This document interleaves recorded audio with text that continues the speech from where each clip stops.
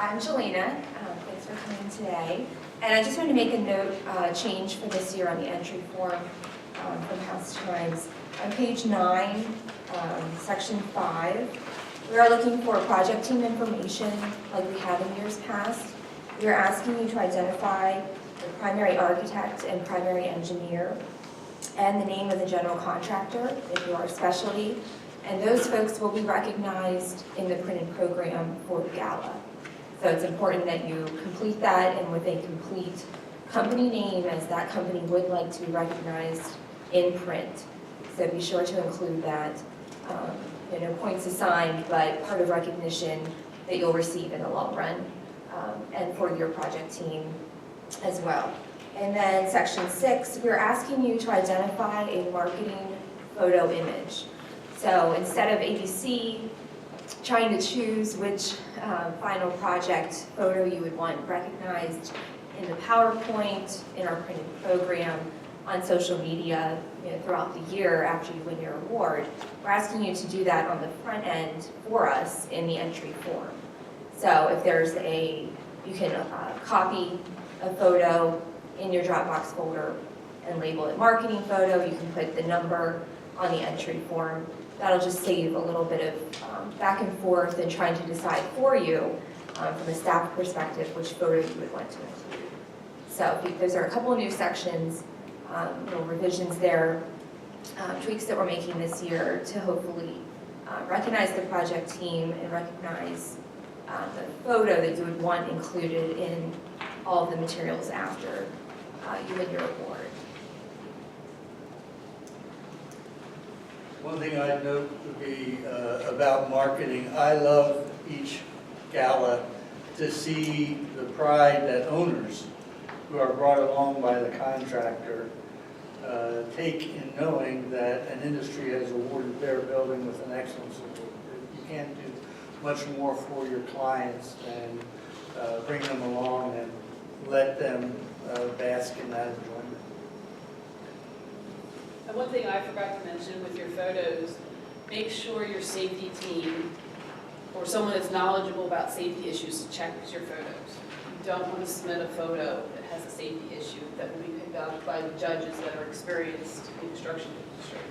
Like I said, safety is very important to everybody, so make sure your photos are safety checked by someone who's knowledgeable. If it's not you in the marketing role, if that's your role, make sure it's your safety team, project executive, someone like that.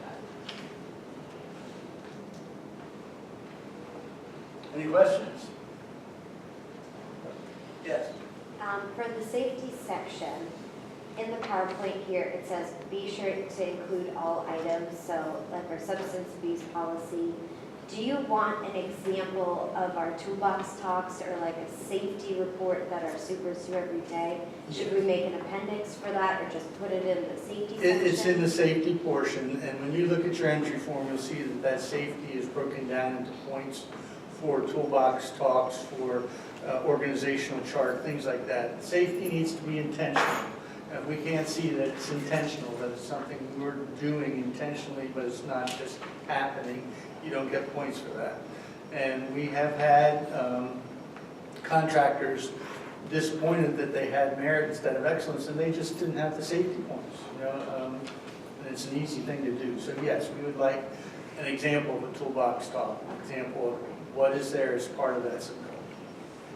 Dan, correct me if I'm wrong, but the safety policy and substance abuse policy, I typically include a 1-page with a little summary and a table of contents below. I don't include the whole 50-page substance abuse policy or the 100-page safety manual. I do like a little narrative and then list the table of contents, all the sections that are in those particular policies. Yes. That way it's one piece of paper and not 50. Right. And likewise for toolbox talks, we don't want to see in a year's worth 25 pages. It would just be an example. It's an easy way to make points, and it's an easy way to lose points, so it's important.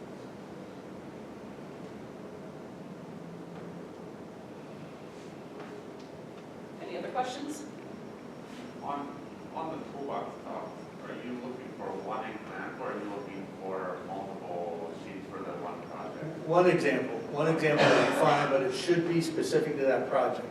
We wouldn't want a contractor to say, here's an example of toolbox talks we do, and it's not appropriate and wasn't part of that project. It should be just one thing.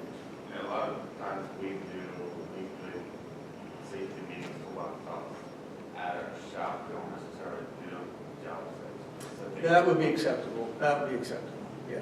Yeah. If you have 4 to 6 crews going out separately and you're doing a toolbox talk, we would accept that. That would be fine. I would somehow note on it, you know, if you can write across the top, this was a typical toolbox talk. It applied to these jobs for that date. Very good. This will be online, and if you have questions, ask Julina, ask Barbara, and we'll be happy to help with any questions that we can.